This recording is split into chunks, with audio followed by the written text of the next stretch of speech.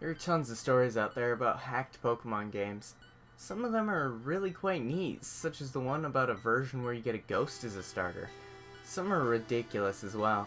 Silly stories about people dying after playing a game or the game talking to them. God, don't these writers know that less is more when it comes to this stuff? Ah well, I digress. I grew interested in these hacked games that are apparently in any thrift store, on eBay, or handed out by random people to random passersby. I didn't have the pleasure of meeting these creepy people, though. I merely found this particular cartridge in a trash bin when the garbage truck backed into my neighbor's dumpster. I noticed the game and asked the trash man if I could take it, and he didn't seem to mind. It was thrown away after all. I of course checked with my neighbor to confirm that they actually didn't want it, though they seemed perplexed, as they'd never seen it in their life. Their son made a grab for it, a little boy who saw the Charizard on the cover, crying out, "Pokemon, I want Mommy!" But his mother told him no, seeing as I had found it. He didn't even have a Game Boy anyway, he just liked Pokemon. Thinking nothing more, I simply went home, looking at the cartridge sticker on the way. Just a plain old red version. The sticker was slightly torn across the Charizard's neck, but that was expected with such an old game. I had blue version as a kid, so a bit eager to see the, albeit minimal, differences red version had. I was rather disappointed by what I saw when the title screen showed up. Pokemon Strangled Red version. Well, damn it. It was a hack. Hacks are neat and all, but they have zero monetary value. The original's quite valuable by now. I really wanted to play Red anyway, not this crap. Oh well, it's free, I might as well try it. The name was odd, however. Strangled Red. That made no sense. Not even in a morbid description of someone being asphyxiated, as people turn blue when choking, not red. Who knows, maybe there's a pair of these hacks and I just happened to get the red one. The more I thought about this though, the more interested I became. My initial disappointment turned into curiosity. I wanted to know what the creator had made, and I was gonna know everything I saw. The first oddity I noticed was the start screen had a Charizard next to the trainer instead of a Charmander. Also, the Pokemon never cycled through like the originals did.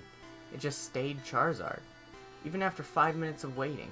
Shrugging, I hit start, noticing there was no cry for the Charizard as there was supposed to be. I saw there was a continue option, so I figured I'd do what everyone did with used games and see what the previous owner had done. No. I blinked in surprise. No? What do you mean no? The game wouldn't let me continue no matter what. Though on the fourth attempt, I heard the Charizard cry. Quiet and barely audible, but there. Shrugging it off, I just decided to hit new game, like I would have done after checking the old file anyway. The screen cut to black for a while. No Professor Oak, no starting thing, just nothing at all. Eventually the screen came back, showing a bedroom, 2 beds, 2 TVs, and a computer in the corner. My trainer sprite was the usual one, consistent with the original red version. I was curious as to why it didn't ask my name, though that was answered as I opened the pause menu, noticing my trainer was named Steven. No, this isn't my real name or some stupid crap like that. This game isn't self-aware or haunted, at least not that I know of. It's just the name had been chosen already. Curious, I saw he had the starter amount of money, no badges. He didn't look like Red though. His hair was longer, almost reaching halfway down his back. Red's usual smile replaced with a confident smirk. Honestly, I found this sprite much cooler than Red. Next, I checked out his Pokemon. A single Charmander, level 5, named Mickey. Nothing was odd about it, or should I say about her, with the name and all. She had beginning Charmander stats, only knew Scratch and Tail Whip, basic stuff. The game seemed relatively normal. Returning to the game, I walked about the room, noticing Steven's long hair was present on the back of my trainer sprite when my back was turned to the camera. I didn't recognize the house, but I descended the stairs to see more. Downstairs there was another trainer, who spoke to me the instant I came down. Mike, ready yet? Steven, yeah. I assumed this Mike was my rival, pre-decided for me, a replacement for Blue most likely, though I thought back to the bedroom having 2 beds, realizing they weren't just rivals, they were brothers. They talked back and forth, basic Pokemon dialogue, becoming a Pokemaster, catching them all, stuff like that, before having a little argument over which is better, Charmander or Squirtle, which of course led to the introduction battle, like the one versus Blue in the lab. Simple enough, scratch tackle, till I won purely for having the first turn. I took note of how much better Steven's sprite looked in combat than Red's. A different pose, his hair was looking like it was blowing in the wind, a brief, minor upgrade, but still, much nicer. I left the house after some banter with my brother, stepping out into the Pallet Town theme. Going to the east, I found that this was indeed Pallet Town. The house was simply on the outskirts to the west. I noticed there was no mysterious grassy field like in normal Pallet Town. Wandering about, I decided to check in on Red's home.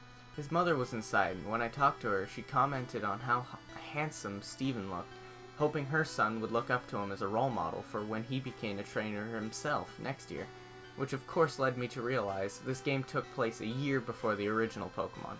Red was even upstairs, playing the SNES in his room, commenting, "I'm gonna be the best too when it's my turn." I was starting to like this hack. It was interesting. Completely new adventure, different character. Hell, Steven even seemed to have a history with the people in the town, a reputation, a personality beyond a silent protagonist. The people in the town talked to him as a person, making conversation, not just spouting tutorial crap.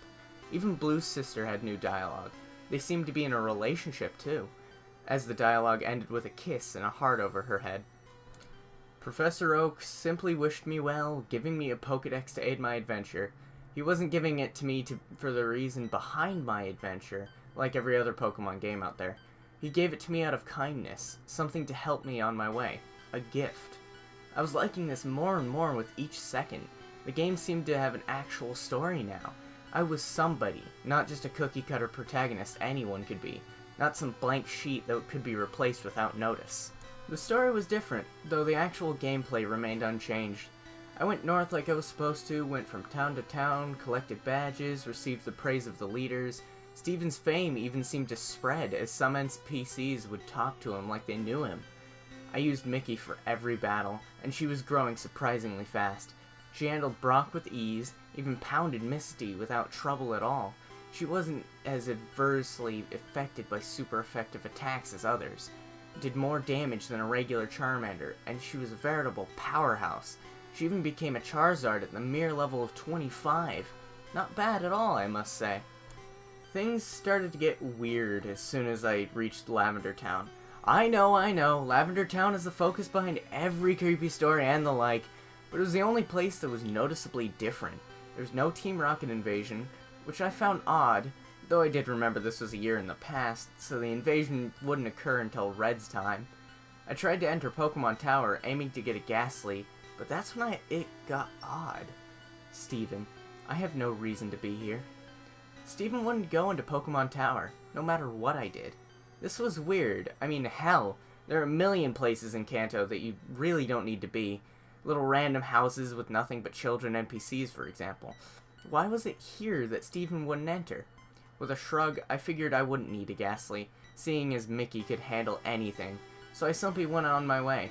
Lavender Town serving no purpose other than a passway to a Pokemon Center. The game progressed normally from there. The remaining gyms fell, and eventually I made my way to the Elite Four and defeated them. As with Blue, my brother Mike was there before me, initiating the championship battle, which Mickey swept with ease. The aftermath of the battle was quite pleasant. None of the tension that was present between Red and Blue at the end of their match. The brothers congratulated each other on their progress and shook hands before the screen went white. No Hall of Fame, nor any credits. When the screen came back, I was at the house again, the two brothers sitting at the computer, conversing with each other. Steven, I don't want to. Mike, come on, I just gotta borrow her for a second to finish the Pokedex. The entry won't register unless she recognizes me as a master for just a second. Steven, but she's my Mickey. Mike, I promised to give her back. Come on, please? Yes, no. I was a bit perplexed, so I hit no to be cautious. Mike, come on, please? No. Mike, come on, please? I realized this would simply continue to loop until I hit yes. so I did, just to see what would happen. Mike: "Alright, this'll just take a sec, then we'll both be Pokemasters." The screen changed to the animation shown when two people trade Pokemon, which I found a bit weird, seeing as I was solo, but whatever. This was apparently what was supposed to happen. Mickey went first. I watched lazily as she began to travel down the trading tube. That made me jump. The sudden noise resonating in my silent bedroom, loud due to the volume being way up. Looking at the screen, I noticed the game had seemed to freeze. Mickey still in mid-trade, but the game wasn't doing anything. With a sigh, I just turned off the game, wondering when my last save was. When the game was turned back on, I stared for a moment at the start screen. There was no Charizard next to the trainer. Upon pressing start, I saw the new game option was absent, leaving only continue. This was strange, to say the least, so I selected it, the game starting without even showing my stats as usual. My jaw dropped at what I was greeted with. 1 year later. The Lavender Town theme came first, playing its normal way, the screen slowly fading in from blackness. Steven was in the Pokemon Tower, which made the music even stranger, seeing as the tower had its own theme. He was standing in front of a tombstone, not doing anything. Wondering what was going on, I pressed A. Steven. ... Confused, I tried walking, realizing that I was indeed in control at the moment. I brought up the pause menu and checked my party. Mickey was gone. Not just Mickey. All Pokemon. He had nothing. The Pokedex was absent from the menu, his bag was empty. Honestly concerned right now, I checked his trainer card. He had no money, no badges. His playtime was 8,795, which was impossible, as I had only logged 30 in before. That wasn't the strangest part. His picture, the picture of the handsome, confident young trainer, was different. His eyes were blank, his face turned slightly down. That smirk of his was gone, replaced with a lack of any expression at all. That long hair of his, before in a perfect perm, was now messy and unkempt. I couldn't look at him anymore. Closing the menu. I went to move out of the tower, but with every step I took away from the tombstone, the screen flickered, like it did when a Pokemon was poisoned. Gulping, I brought up the trainer card again. His picture was getting worse. Every step I took, he hung his head more and more.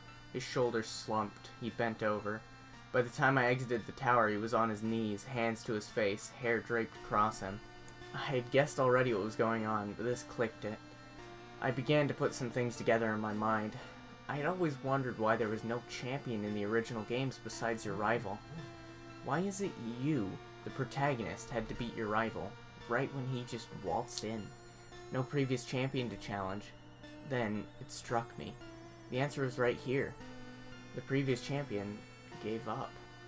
His precious Mickey had apparently died, and with her, so died a part of him. His Pokedex, the other Pokemon, his badges, his fame, all of it. He threw it all away. In that year, the year that I missed, the year where all those hours come from, I even did the math. There's 8,765 hours in a year. Add that to my 30 from before and it matched up. Even so, the game kept going. This is where there should have been an ending, I thought. I mean, what else is there to do? I had no Pokedex, no Pokemon, not anything. What was I supposed to be doing? I talked to everyone in the town, but they all said similar things. Are you okay? Still mourning, I see. Everything will be alright. Please, is there anything we can do? Steven never replied to them, and they all simply said the same things over and over. I couldn't put the game down now. This was so strange.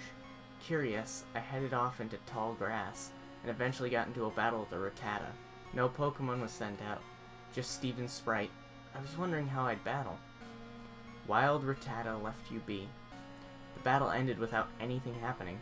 This was certainly interesting, and it happened with every Pokemon I encountered. Wild Pidgey ignored you. Wild Ponyta wandered off. The music never changed either, no matter where I went. Lavender Town came from the speakers, following me.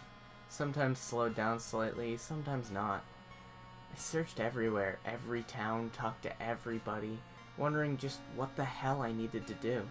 My frustration was mixing with the depressing atmosphere of all of this, making the experience altogether unnerving and uncomfortable, but I couldn't tear myself away. I was starting to get a bit angry, though. Nobody was telling me anything besides giving me their condolences and trying to give me items like lemonade or coffee with each met with Stephen. No. I slapped myself for idiocy, suddenly realizing that the likely answer was right in front of me. Pallet Town, of course. When I went there, though, which took a long time, having to walk with no Pokemon to fly with, no bicycle to ride, and Stephen only seemed to move half the regular movement speed, it wasn't much different. First tried talking to Professor Oak. These things happen. You were just unlucky. Next I tried Blue's sister. Please, don't leave home again. Red's mom wouldn't even talk to me at all. With nowhere else in mind to go, I walked to the west, finding the house from the beginning, which I never entered since leaving Pallet Town. Inside was Mike, but talking to him was just as useless. Mike, I'm so sorry. I pondered for a moment if this was really the ending. Stephen doomed to do nothing but roam Kanto in misery, haunted by the memories, forced to listen to everyone's concerns about him. As a last-ditch effort to do anything, I went to the bedroom and walked over to the bed. Stephen, I'm going to sleep. The screen faded to black for a moment, but then slowly faded back in, the world having a black tint to it, Mike's sprite laying in the other bed. I assumed this meant it was night. Stephen, I'm going to do it. Do what? Again, I had no idea. I tried inspecting everything in the room. Nothing happened. As soon as I left the house, another dialogue. Stephen, it can bring her back. It can do anything. What in the hell was it? Something that could do anything? I couldn't for the life of me figure it out. Wandering about, I tried to leave Pallet Town the usual way. Not that way. He wouldn't go any further. I tried the homes. Screw them. I quirked an eyebrow at that, forgetting for a moment this was not a real Pokemon game. The vulgarity just took me off guard. I continued to look around. There was nowhere I could go until I accidentally stepped on the ocean and Stephen walked right in, only the upper half of his sprite visible, like the swimmers you encounter in the Cerulean Gym. I didn't know he could swim. The missing one. Missing one? I paused for a moment. No, he couldn't possibly mean that. I hadn't tried the missing no trick on this hack yet, but it just fit too well. That had to be what he meant.